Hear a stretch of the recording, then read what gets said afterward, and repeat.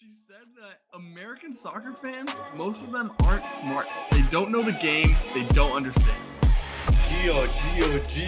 That guy gazpacho. Important to take a lame gorilla, okay? Right, did you know that Arsenal died? He's got me buzzing.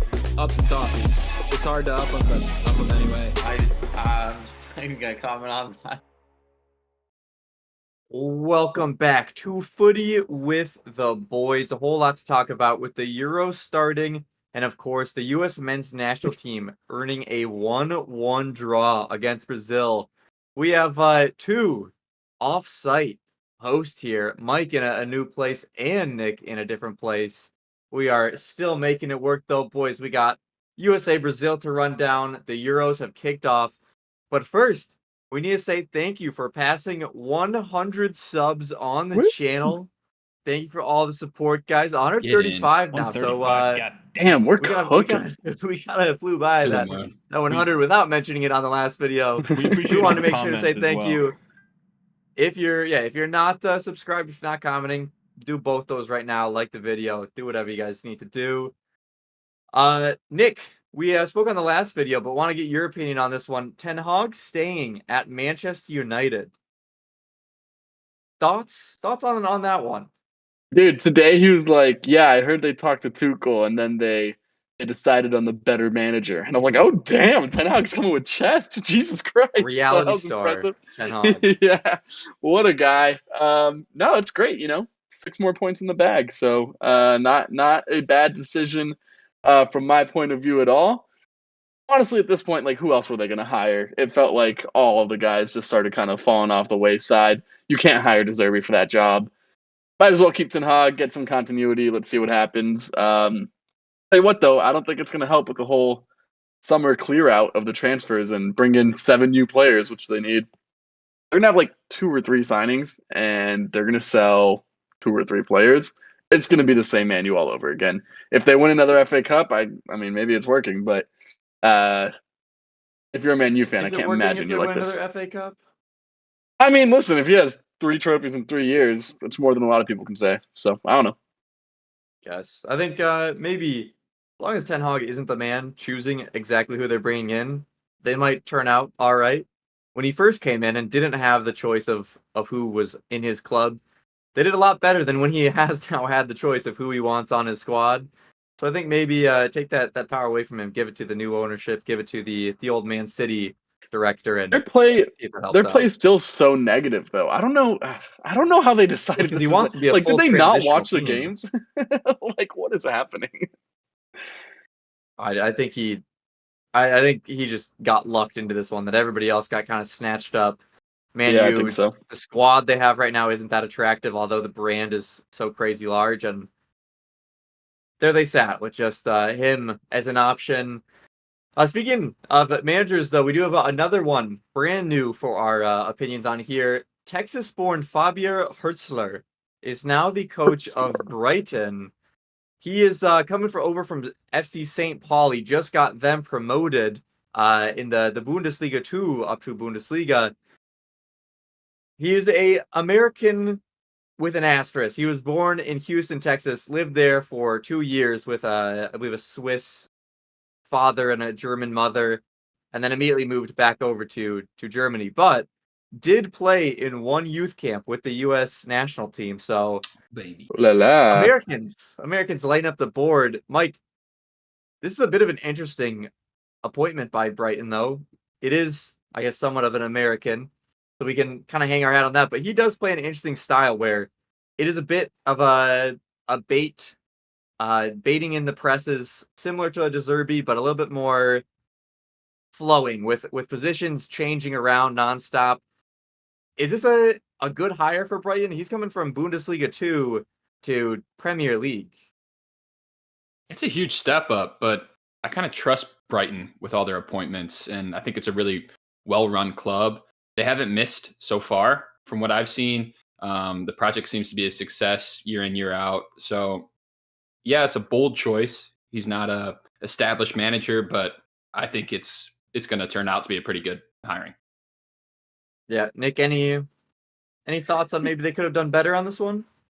I don't know Oh, they could have done better. Listen, like they're Brighton as a club. There's a cap to that club as to the success that they'll likely experience. There's also a cap on this brand of football, in my opinion, unless you have the elites of the elite players. So I think actually it's a pretty good fit. I think maybe they keep trying to get the same brand of football played.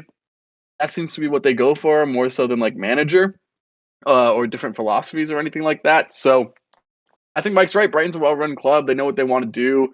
They're going to get a guy who does it. I think they're going to be the same team more or less, and hopefully he's just like a little bit better of a personality with the locker room, with the media than De Zerbi was, which I think really hurt him towards the end of his tenure.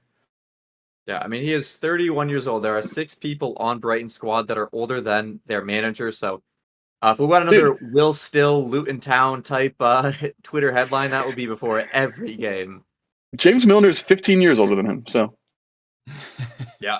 I mean, James Milner's like 50 years older than him. He was making his debut when, I mean, Hertzler's kids or parents were still in the womb. But boys, we had a U.S. men's national team game that we have not recapped yet. And it was a great one. The U.S. versus Brazil. It started off, honestly, very well for the U.S. They seemed on the front foot. A lot of energy. We're doing great.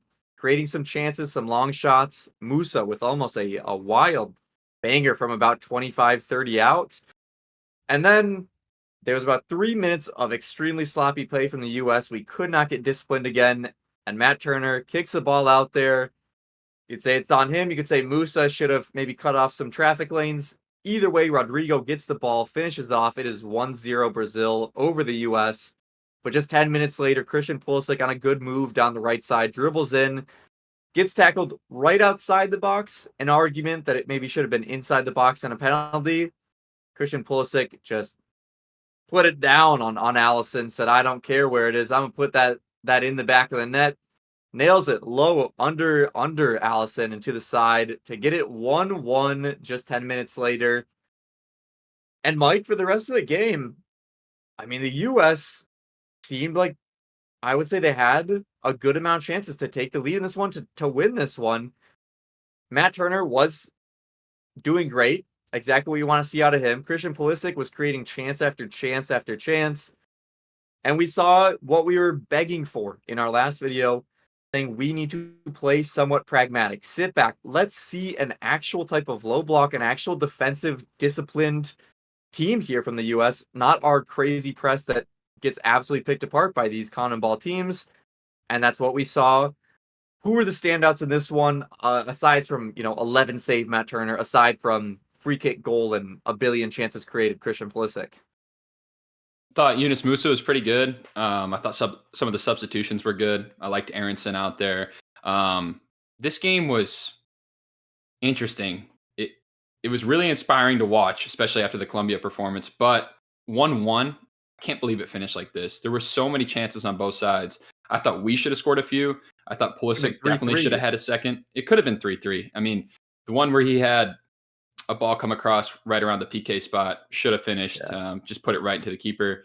And then on the other side, Brazil had chance after chance. Matt Turner was huge. And yeah, I rate him sometimes when he's in form, but we can't expect him to be that good every match. If we're conceding that many chances against a team like Brazil or a team with potent attackers, inevitably some of those are going to go in. So still nervy in the back line and in the holding midfield. Thought it looked better when Johnny and Adams both came out there, but still some kinks to work out for sure. Yeah, still some kinks to work out. I will say that I did think that keeping Matt Turner out of the build-up, out of the possession, was a big switch that helped out quite a bit, because I think Tim Ream seemed a bit more composed. He wasn't having to turn around, pass it to him, get passes back that maybe weren't too stellar. He looked a lot more composed. Jedi Robinson looked significantly better, but it would have been kind of hard to look worse. And then Joe Scally pocketed Vinny Jr. Okay. And boys, Ronaldinho came out and said that's it after this game. So you can only think that Joe Scally from New Jersey, from New York, came out and pocketed Vinny, and that was all that Ronaldinho could take. Although he is within a day taking back that statement. Nick, slow down the hype train for us here, because it is a poor Brazil. Obviously, Ronaldinho kind of alluding to, it's one of the worst he's seen. It's a 1-1 draw. That's not really, although it is a Berhalter type win, it is still a draw.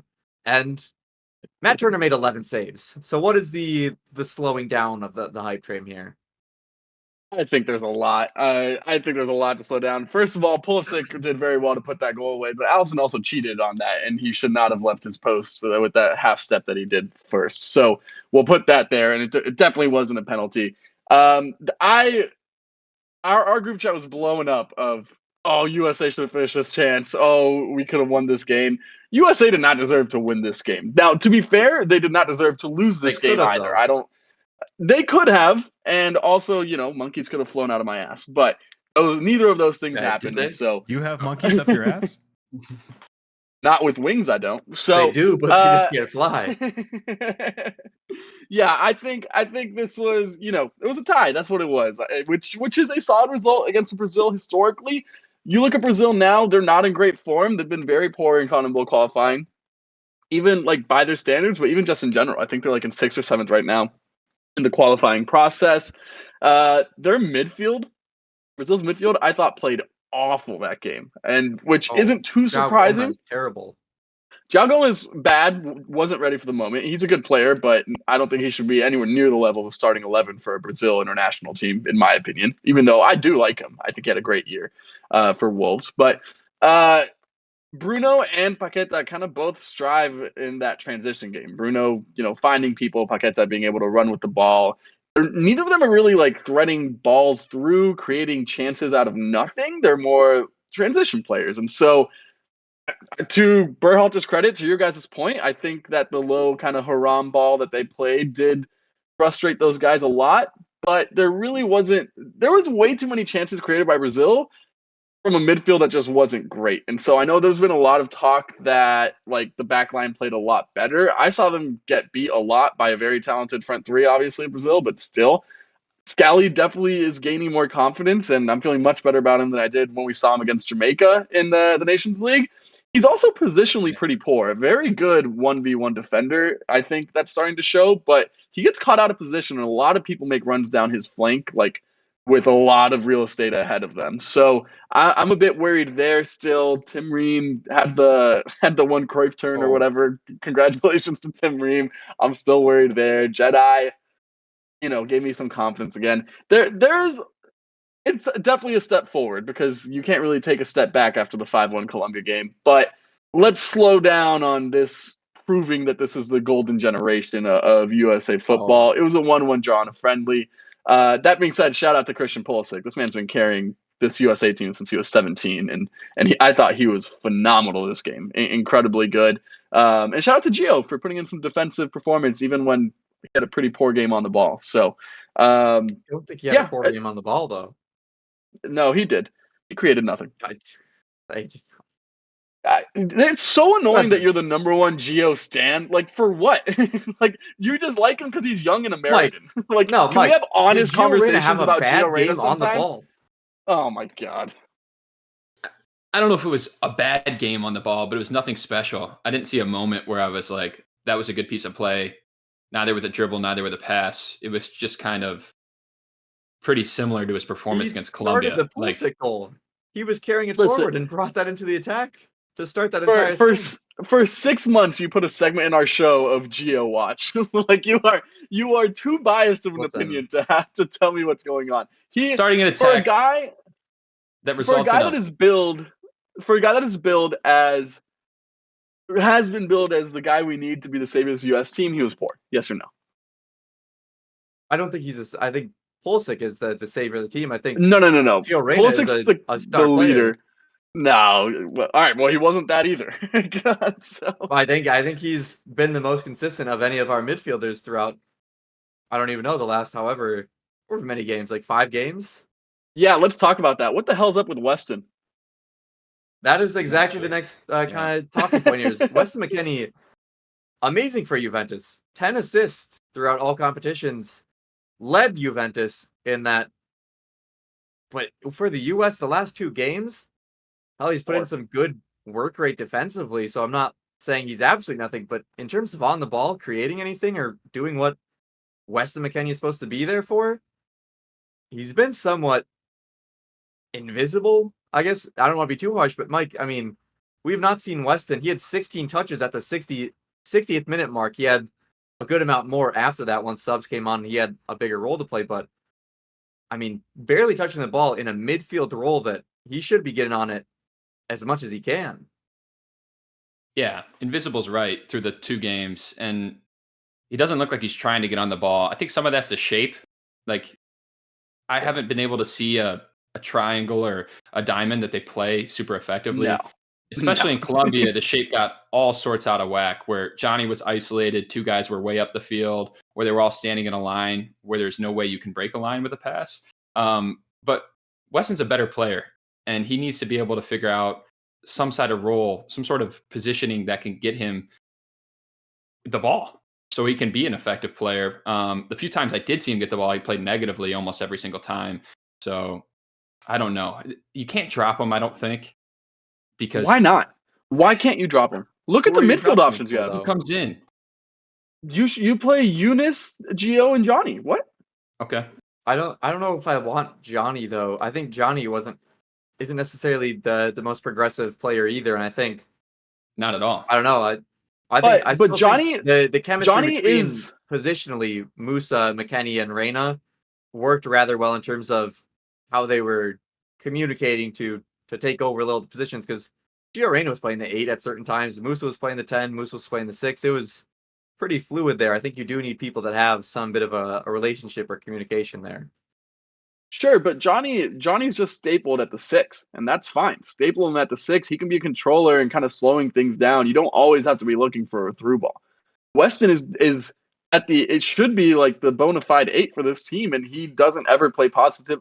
The other thing is Berhalter's whole thing is like, let's pass it a million times and cross. Well, if one of our best attackers is our left back Jedi Robinson, how is Weston not just bombarding forward when he's probably our best player in the air outside of our center backs? He certainly is. Yeah. So he's always. Is that a Greg thing? Is that Weston just like not having the balls to make a run? Like I don't get it. He should be a lot more effective in the 18. I think he doesn't get into the 18 because Greg Berhalter is giving so many defensive responsibilities to the mids. You have Musah, McKennie, and Gio Reyna putting in defensive shifts when realistically you want some of them crashing the box, but the only people that are ever in the box are Balogun or Pepe. That's like it, and then maybe the opposite side winger. There's never people crashing the box. I wouldn't say that's on them at this point, because you'd imagine they'd say, fuck it, I'm going up if that wasn't something that was instructed to keep their shape back or something. Yeah, see, and part of me gets that when Serginho's there, because Serginho's given a lot of freedom on that right side. But Scally shouldn't be like making as much attacking runs as he is, in my personal opinion. That should be Weston getting into the 18 and then keeping it. Why isn't Weah holding the width? He's been cutting in a lot, which, to be fair, by the way, a lot of credit to Weah, Pulisic, and mostly those two. But my biggest criticism, which I was not here for last Sunday, but USA looked like they lacked all balls. Like they had no courage of taking any players on against Colombia at any time. And that happened multiple times within the first 10 minutes of this USA-Brazil game. So credit where credit is due there. But I don't need Joe Scally a big part of my attack. I need him to just focus on your 1v1 defending, focus on your defensive responsibilities. Let Weston bomb into the box. Weah holds the width. You have 2 options across with both of those guys there. And now we actually have people that you can aim for in the box. So I think if he's not going to play like that, that's his strength. And if you're not playing him to his strengths, then why play him? Well, Mike, is that you think on Berhalter, where he has a system where you do have a wildly attacking gifted right back in terms of Serginho Dest that always gets up in attack. You want him to have that attacking freedom, and that's made it so McKennie in that role sits back a little bit. Is he just plugging and playing with Joe Scally that he did look a lot more attacking in the Brazil game, but I mean, he's not Serginho Dest. Is that a case where you say, hey, we're switching the system a little bit rather than just plugging and playing with Scally taking over Dest, and that allows McKennie to do exactly what Nick's saying, is get McKennie into the attack, get him on the ball out wide? Because we did see Joe Scally on the ball a good amount out wide and making some dribble runs. And that meant McKennie had to then recover and kind of be that defender for him. Is that something you maybe speak to Joe Scally about? Say, hey, maybe sit back a bit more, do your defensive thing that you're good at, and let McKennie do the attacking. I think definitely, and I'm surprised it's not something that was addressed in camp before these games. He's not the same player. He's not even remotely the same player, Sergiño Dest. None of the offensive game is his skill suit. We saw it in Colombia every time that he got up the right wing, and it was him, Weah, and McKennie. The link-up was terrible. And anytime he got the ball, he's not strong enough with it that he could find one of those guys that they could have interconnecting play. It would either be lose it or go negative, which that defeats the whole purpose of having a fullback get up the pitch. So I think he should be kind of locked down, maybe go into a defensive 3 when we have Antony going up the left wing. Yeah, exactly. Have that kind of shift. Let Weston be a little bit more involved in the attack.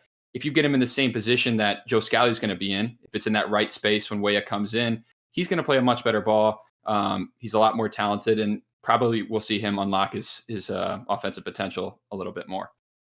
I mean, that wide attacking role is exactly where he did so well for Juventus. So you'd imagine it does go kind of intuitively to say, hey, you know what, maybe we should stick him out in those positions. But once again, this is Greg. I will say, though, that is something you saw a lot more apparent after the Brazil game. The Colombia game, it was just everything was shit. So I think after the Brazil game, that's where you can say, hey, maybe we make that type of adaptation, see what it looks like.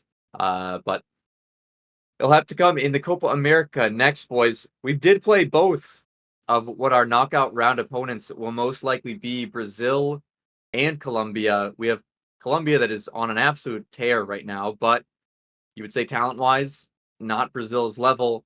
And then Brazil, where we had a bounce-back performance that ended in a draw that required 11 saves and a free kick from Christain Pulisic to get that draw. We'll have a full Copa breakdown, a full U.S. expectation breakdown coming out on Wednesday. But, boys, do you want Brazil here again, or do you want Colombia in the knockout round? Mike? I'll go with Brazil. Yeah. I think we're going to still be scarred from that Colombia game. And I think they're just a much more identified team. Brazil seems to be really reliant on their attacking 3. So they have to be on to beat good teams. Nick? Talent matters, but international football is a different beast, and Brazil is not Brazil at the moment. So if I was an American, full American, I would definitely be hoping for Brazil. As a Colombian, I would love to play USA again. I think that'd be great. I'm sure you would. I mean, it's us to Uruguay, so. Traitor bastard. Yeah. I will say that Cannonball may have rigged this one for Messi. We have Argentina on one side of the bracket. So dumb.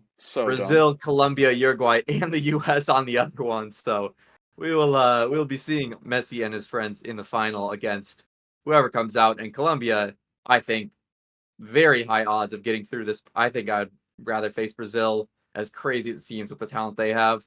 They don't have momentum. We drew some blood, being able to say, hey, we can draw them. I think that psyche of 5-1 to Colombia would be hard to overcome, especially with them on like a 25-game win streak now, winning another friendly. Again, boys, we'll get into the rest of Copa next episode. Let's get into the Euros now. For this one, we have kicked off and had a few games here, including some massive results from Germany and Spain. England was able to play today versus Serbia. Boys, who has been your best team so far of those major powers here to play in their first game here? Take it, Nick.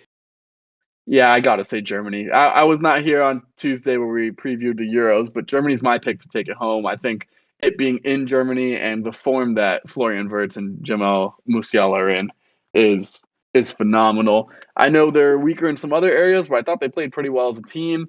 Granted, it's a weak Scotland side that got, absolutely cooked. Like 5-1 is no joke.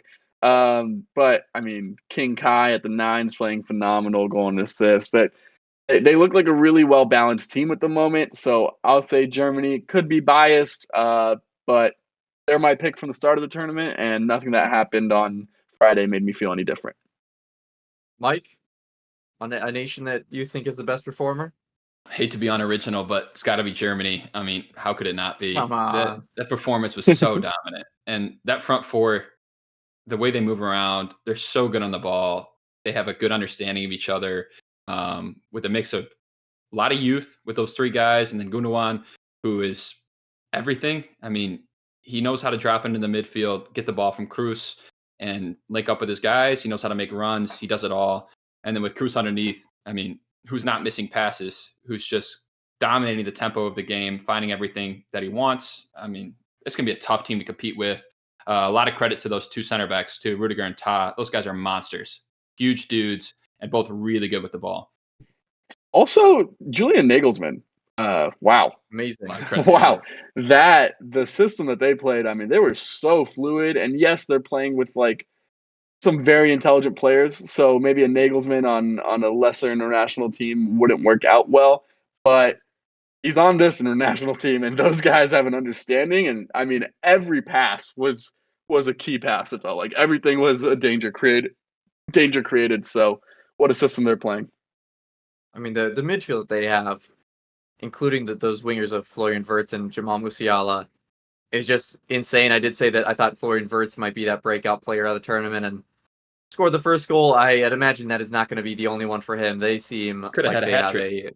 a plethora Seriously. of attacking talent, and we'll keep that going. I don't want to be unoriginal, so I'm going to say another nominee here for the best team in the tournament. I'm going to say Spain, because what they did to Croatia, they made Croatia, who are constantly doing great things in World Cups, look like they were a second tier, a tier or two below what the Spanish team was. They were just creating chances that were just right on people's feet, splitting the defense. Croatia's defense looked like they were absolutely unorganized and disoriented by the Spanish team, by the possession. And it looked easy in this one. 3-0 against Croatia. I thought, Mike, we were watching this hoping that it would be a close game. And it was a blowout, and it wasn't particularly that close. Croatia never really found their way back into it, and it seemed comfortable. A Spanish team that has a lot of talent. They had the depth, not Croatia. Are Spain a team that maybe we need to start thinking about in that same favorite realm? Because they looked dominant over another team that we thought would at least put out a much better showing than what they did. They definitely have to be taken seriously. I was a little nervous about how inexperienced some of these players are, especially those two wingers, Williams and Yamal. But I mean, they were phenomenal. They're so class, and the balls that Lamine Yamal plays into the box. Oh my God, what a guy! What a player! I mean, that dude's 16, and he's picking out passes like that. It's unreal. And defensively, they were really well organized. Obviously, when you have Rodri in front of a defensive line, it's going to make you look pretty good. But Croatia resorted to half-chance long shots, a few balls over the top, but really created nothing threatening. Maybe that's Croatia just being poor and a little bit old, but Spain is definitely one to keep in mind for a deep run. I don't know. I think Croatia created a little bit more than you're giving them credit for. And the biggest thing they were able to do is expose a little bit of what worries me for Spain, just a little bit. They had a great game, obviously, but I do think there's a lack of physicality amongst the defense or in the defensive side or just in general for Spain, if I'm being honest. And I think Croatia, with some of those long balls over the top that you were talking about, with some of those half chances they created, it usually came because they were a physically stronger side. So maybe against Germany, maybe against a France, that starts to show itself a little bit more against Spain. But it does feel like they're one of the 3 or 4 best teams in this tournament for sure. Yeah, they definitely have the talent for it. Switching it to the other side, we've had just a few games here, but what of these top teams have maybe disappointed the most, Nick?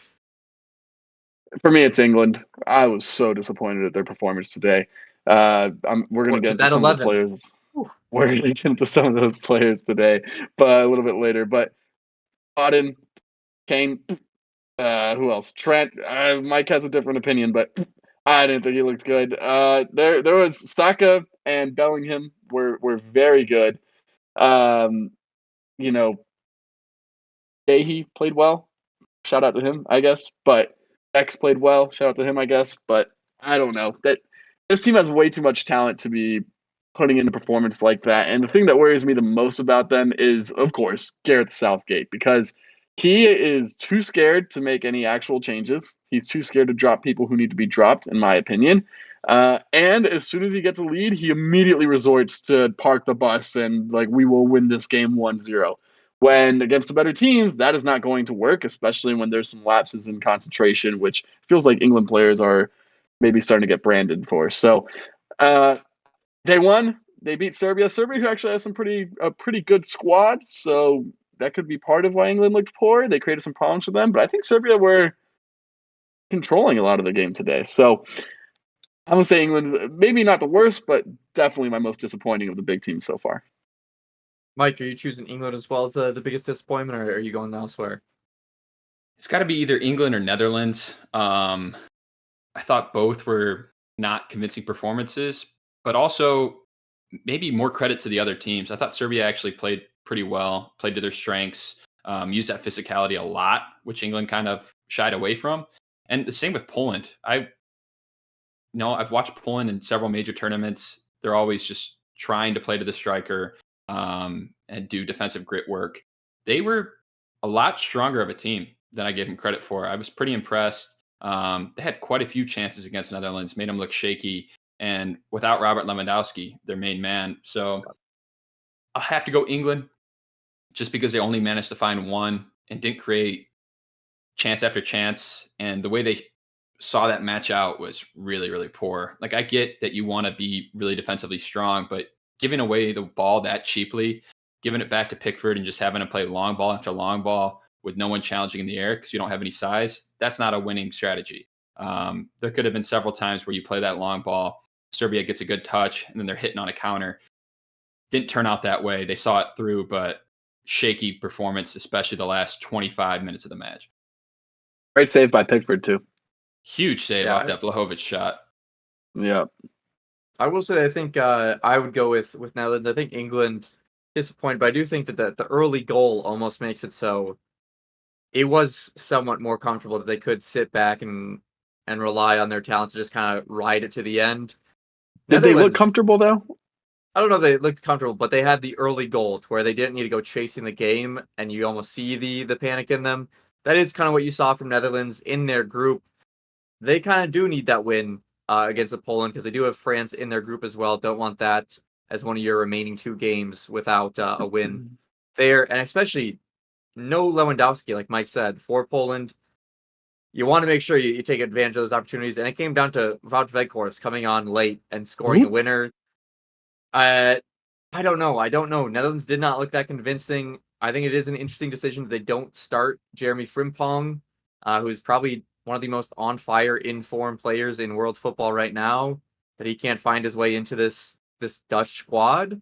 But yeah, I mean, England or Dutch, I think, are the real two they have to say. Italy were damn close to being the runaway favorite, but about 30 seconds on, it was all Italy. But those first 24 seconds when Albania was able to get that throw in, shocking. I tell you what, they had the world on notice. But that Nico Barella goal, bro. Oh my god, that was the goal of the weekend so far. That was beautiful. I tell you what, Italy's got some ballers on their squad there.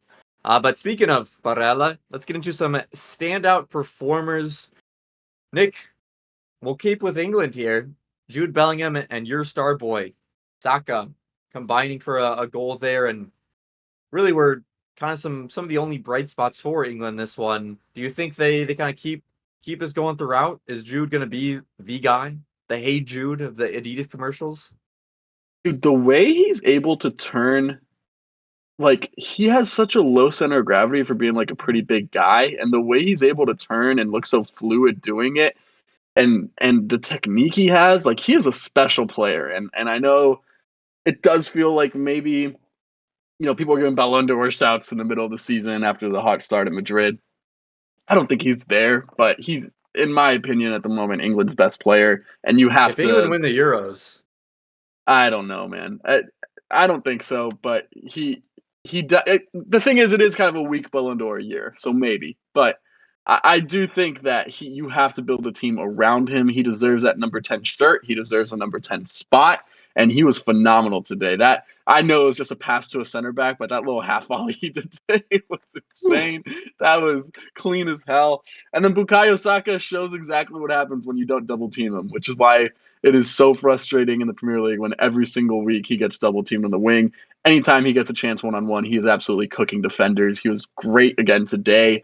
Even with like a niggling injury, there was, a lot of media out there talking about Palmer, talking about Phil Foden on that right wing. Bukayo Saka is the main man at that spot. He was England's arguably best player today. You got to give it to Jude, but I thought he was phenomenal. I'm glad that he continues to do it. He has 27 goals contributions for England in 24 starts. That is an impressive record for a 22-year-old. So he is. If Jude's the main man, he is the second main man, because we'll talk about Kane here in a second, but some other people were absent. He was maybe not the all-time leading scorer that they wanted. Mike, some breakout performances of Guehi, Sesko, and Yamal. Yamal, I thought, was maybe forcing things a little early on, but his class just came through on a lot of his service in too. Just if he can really put it together, he's 16 and he's in the Euros, bossing stuff out wide. Good God, that man is crazy.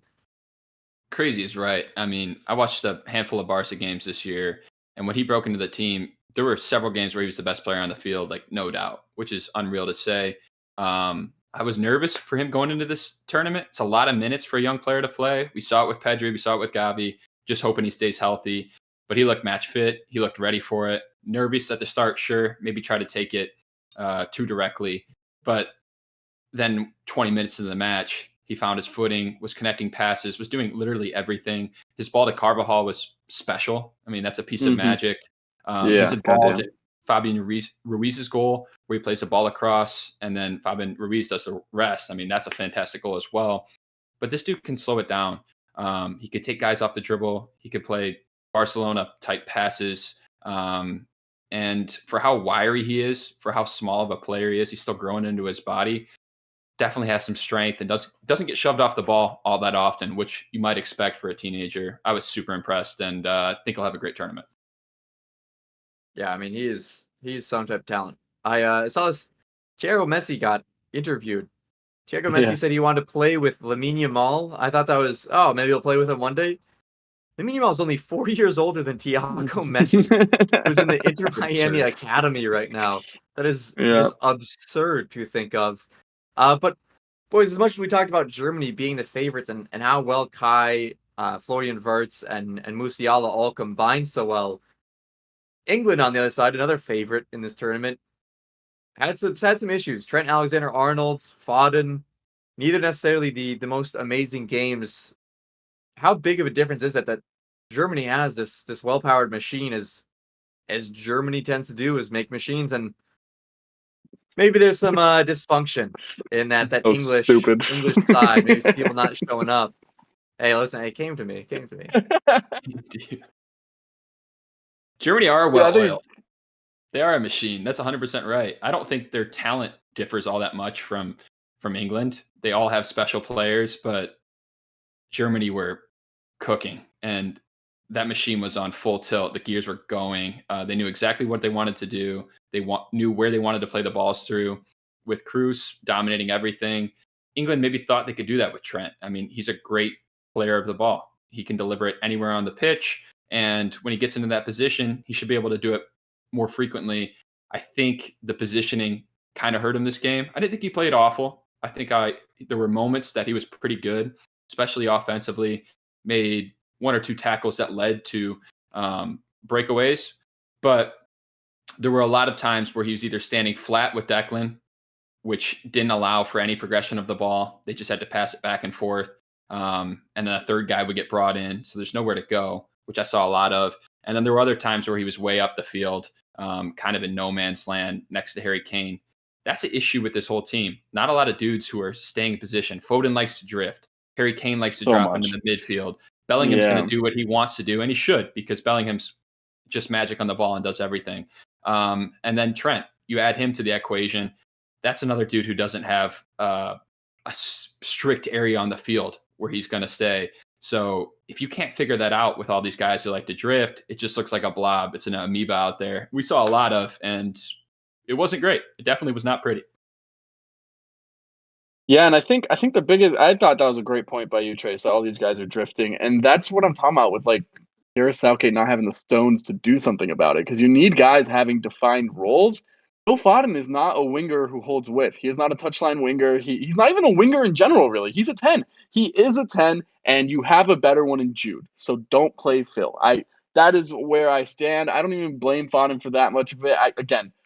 He is a superb talent. I've said it before. I think he's inconsistent. He can grow in that area. He's only 24, so he can. But either way, purely based on position in this England team, he should not be in the starting 11.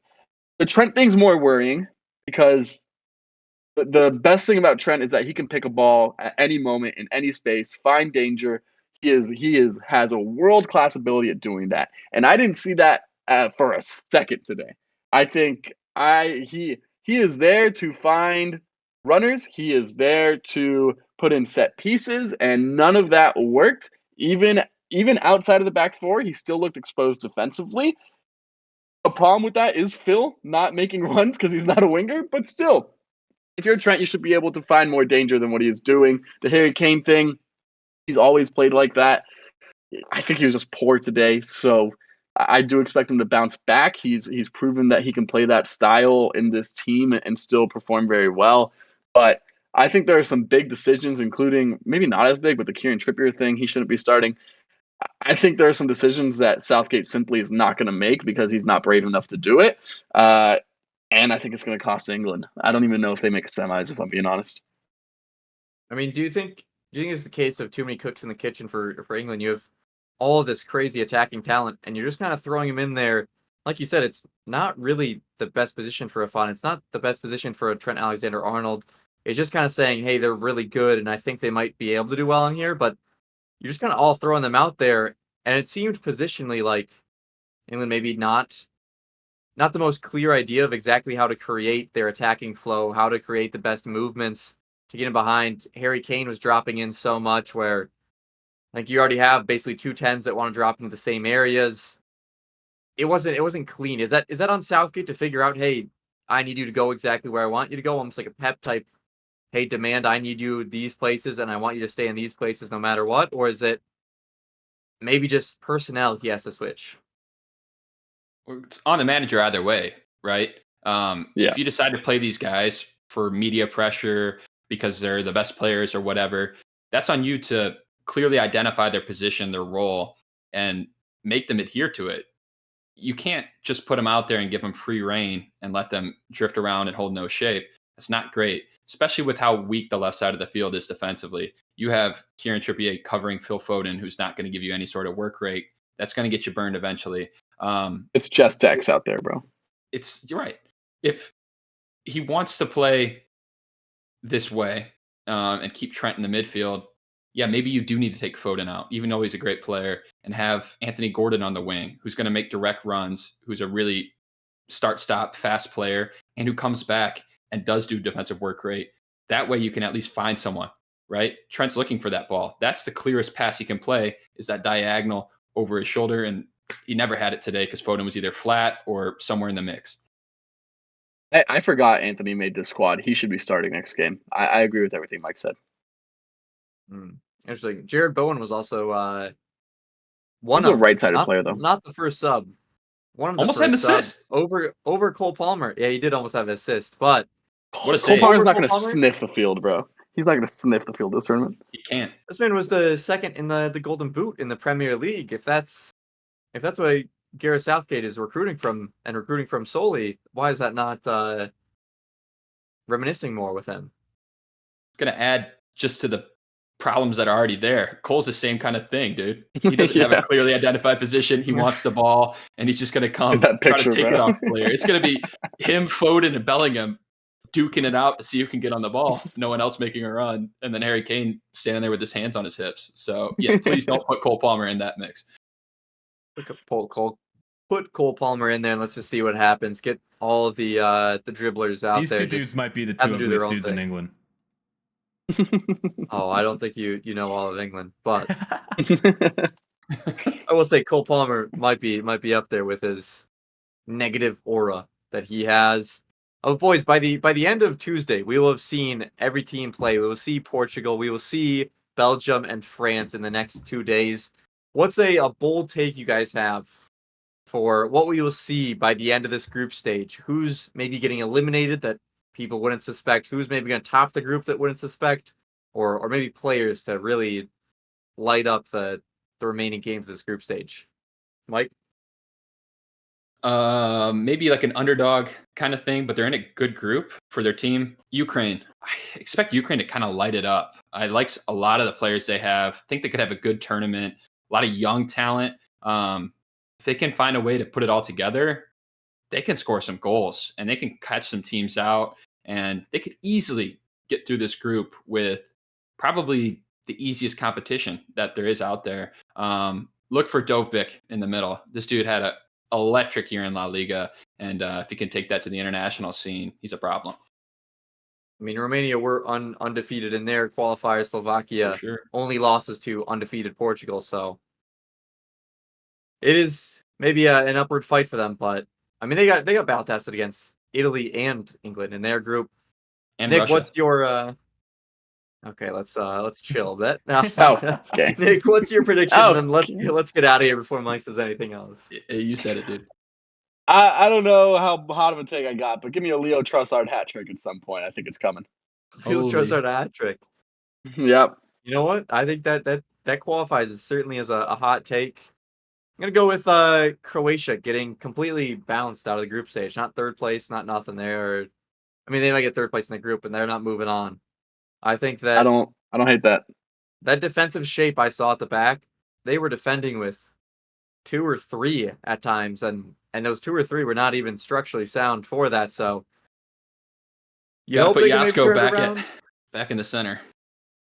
Yeah, I think Yasko was doing so much for them in the attack that it might be tough to sacrifice that, but good God, they need some type of defensive helpline in the center there. Boys, final thoughts as we close out. We will have our full Copa review on Tuesday. Make sure you like, subscribe. Nick, what are your final thoughts from sunny Florida? Not so sunny looking right now. When you guys start counting to 10, what's the first number that you count with? 1. 1. Yeah, Colombia won 5-1 against the United States. So screw you guys. I was not here last Sunday. Get bent. What a game that was. Shout out Los Cafeteros. Shout out the boys who also won again yesterday 3-0. We are looking for Copa America glory. These goddamn Americans thinking that they have something. 5-1. Hold that. Those are my final thoughts.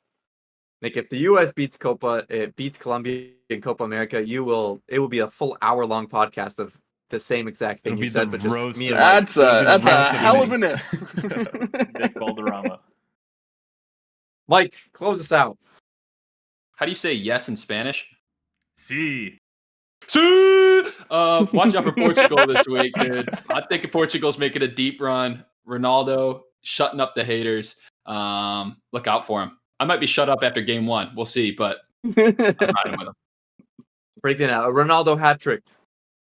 2. As I'm wearing an Argentina kit. That is it for us this time. We will have that full Copa review and another Euro recap coming up on Monday, or not Monday, Wednesday. My bad. Wednesday. Until then, peace. Peace. Peace.